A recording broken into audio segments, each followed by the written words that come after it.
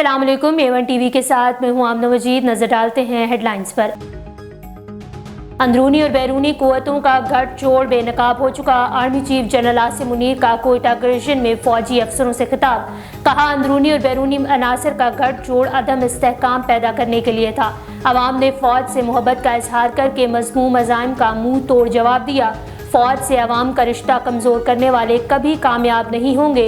सिपहसालार रवायती और गैर रवायती over 5th generation warfare के लिए ऑपरेशनल तैयारियों पर जोर दे रहे हैं। रवात में डकैती मुजाहमत पर एहतसाब अदालत। आज़ाद कश्मीर के जज कत्ल। इब्तदाई तहकीकात के मुताबिक 5 डाकू घर में दाखिल हुए।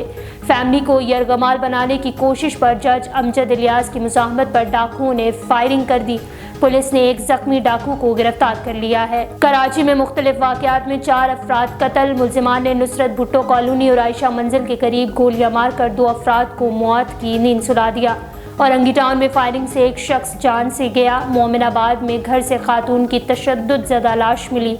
पुलिस के मुताबिक मकतूला को शौहर ने सर पर पत्थर मारकर कत्ल किया और मुलजिम गिरफ्तार हो गया है। पाक फौज और शोहदा से इज़हार यकजहती। सहाफ़ियों सिविल सोसाइटी के नुमाइंदगान का जिन्ना हाउस का दौरा।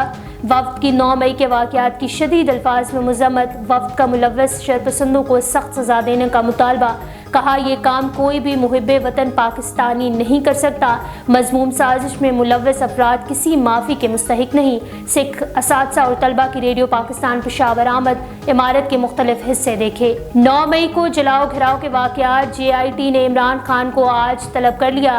इमरान खान को दोपहर 4 बजे DIG इन्वेस्टिगेशन ऑफिस पेश होने की हिदायत।